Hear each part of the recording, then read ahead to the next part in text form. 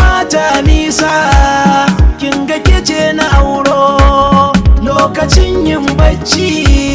zana kore sauro lafazin bakina kiyo sauraro har cikin zuciyata zan baki da makusa hanzarin na gano ki gida ya kan mini nisa jirgi na ma'aura yau ta kanki ta dosa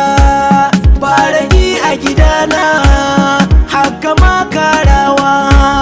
babu mai kushe ki kina da kyan nunawa baki daukan gulma sai ki kara kulawa tauraruwa mai haske sannu uwar yayana na rike ki da gaske ranki bayyin kuna